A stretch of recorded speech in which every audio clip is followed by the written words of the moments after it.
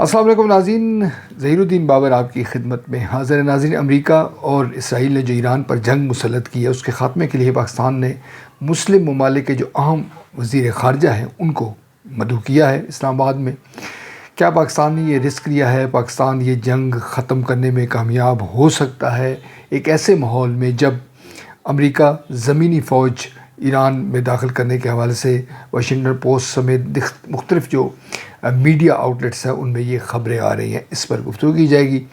اگر آپ channel subscribe نہیں کیا تو آپ اس چینل سبسکرائب کر سکتے ہیں، بیل آئیکن کو پریس کریں، دوست احباب کے ساتھ شیئر کریں. ناظرین، یقینی طور پر جنوبی ایشیا میں نہیں دنیا بھر میں اس جنگ کے جو اثرات ہیں وہ مرتب ہو رہے ہیں اور مضر اثرات مرتب ہو رہے ہیں. ٹرمپ نے نیتن یاہو کے کہنے پر جو جوا کھیلا ہے، اس کو جوا ہی کہنا چاہیے، وہ یقیناً جو امریکہ کے گلے پڑتا ہوا ہمیں محسوس ہو رہا ہے. آپ دیکھ رہے ہیں کہ خود امریکہ کے اندر کتنی بڑی تعداد میں مظاہرے ہو رہے ہیں اور جو یہ کہا رہا ہے کہ نو کنگز، یعنی کہ صدر ٹرمپ کو کنگ مخاطب کر کے کہا جا رہا ہے کہ صدر مملکت جو امریکہ کے صدر تھے وہ اب بادشاہ بن گیا، ان کی یہ بادشاہت ہمیں منظور نہیں ہے. نہ صرف امریکہ کے مختلف شہروں میں بلکہ جو لندن سمیت دیگر یورپ کے ممالک میں بھی یہ مظاہرے شروع ہو گئے ہیں اور اس جنگ سے ناپسندگی کا اظہار کیا جا رہا ہے.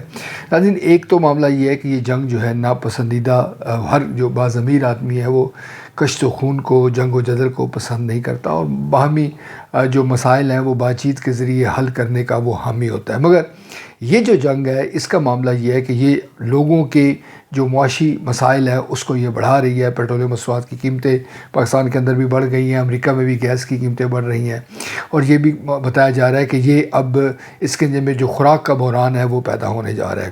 حوثی جو قبائل ہیں انہوں نے اب جو ہے وہ اسرائیل پر حملے شروع کر دیے ہیں. آپ جانتے ہیں حزب اللہ پہلے سے میدان میں موجود ہے.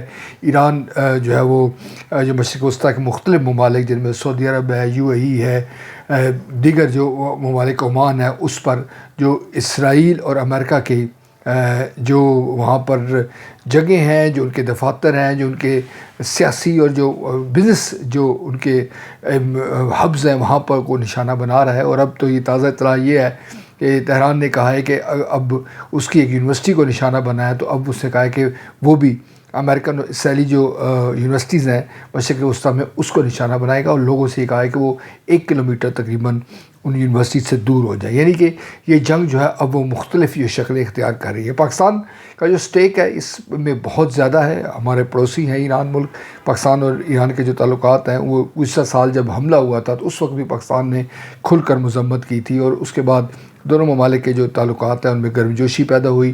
دونوں ممالک ایک دوسرے کے قریب آئے اور آج ایران نے پاکستان پر اعتماد کا اظہار کیا ہے کہ پاکستان یہ جو مذاکرات ہے، یہ بات چیت کا عمل جو ہے وہ شروع کرے.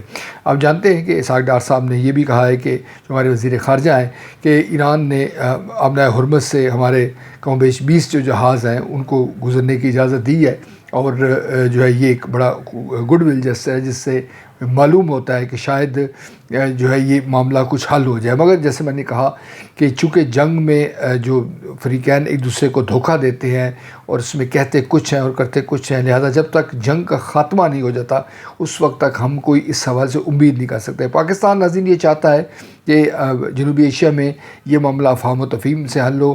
ہماری جو سرحدیں ہیں، ہمارے جو پڑوسی ملک ہے ایران ہے، اگر وہاں پر خدا نخواستہ کیوس پیدا ہوتا ہے، خدا نخواستہ ایران جو اپنی یکجہتی برقرار نہیں رکھ سکتا، اس کا لامحالہ طور پر اثر پاکستان پر ہوگا. اور آپ یہ جانتے ہیں کہ امریکہ اور اسرائیل اگر ہمارے پڑوس میں آ کے بیٹھ جاتے ہیں تو اس کے بعد جو ہماری باری کی، جو پاکستان کی باری کے متعلق کہا جاتا ہے، اس میں کسی کو شک و شبہ نہیں ہونا چاہیے.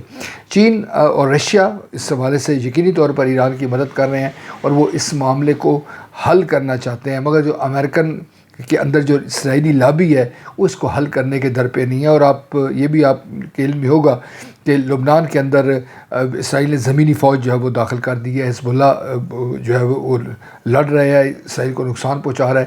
مگر اب یہ بڑا ایک اہم سوال ہے. جیسے ایران نے اپنے مطالبات میں بھی کہا ہے کہ جب جنگ بندی ہوگی تو جو حزب اللہ ہے، جو حوثی ہیں، جو حماس ہے، جو دیگر جو گروپ ہے، جو مذاہبتی گروپ ہے، یہ جو دشمن ہے یعنی کہ جو ویسٹ ہے وہ تو اس کو پراکسی کہتا ہے، مگر اس کو یوں سمجھنا چاہیے کہ جو حمایت یافتی جو گروپس ہیں ایران کے، وہ ان پر بھی اٹیک ہونا بند ہو جائے. یعنی کہ یہ معاملہ ایک بڑا پیچیدہ ہے. سب سے ناظرین اس کا جو اس کا نقصان ہو رہا ہے وہ مشرق وسطیٰ کے ممالک کا ہو رہا ہے.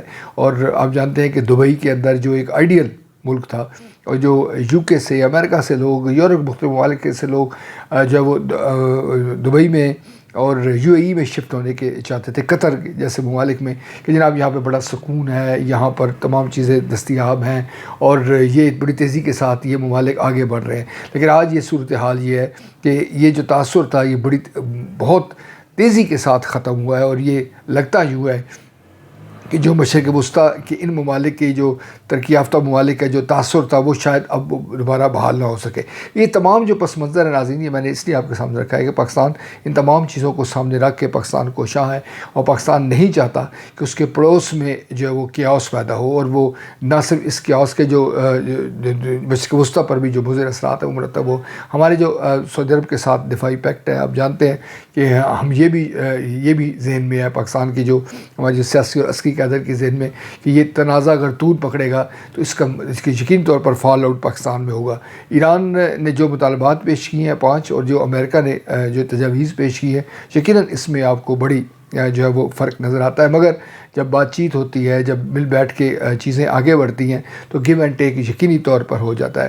امریکہ پر سب سے زیادہ پریشر ہے، اور ایران نے بارہا کہا ہے کہ نہ اس نے حملہ کیا ہے اسرائیل پر اور امریکہ پر، بلکہ وہ اپنا دفاع کر رہا ہے. لہٰذا اگر کسی نے اس جنگ سے پیچھے ہٹنا ہے تو وہ اسرائیل ہے اور امریکہ نے، چونکہ وہ صرف دفاع کر رہا ہے.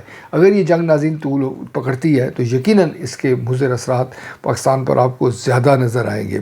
چین کی اکانومی بھی اس سے متاثر ہو رہی ہے، اور جو بینیفیشری ہے، کچھ لوگ یہ کہتے ہیں، بڑی بڑی حد تک یہ بات حقیقت ہے کہ بینیفیشری سب سے زیادہ رشیا ہے. رشیا کا تیل بک رہا ہے. امریکہ نے جو صدر ٹرمپ نے بھی پابندی ہٹائی ہے کہ بھارت بھی اس سے جو ہے وہ تیل خرید سکتا ہے، اور وہ جو ہے وہ اپنا تیل بیچ سکتا ہے.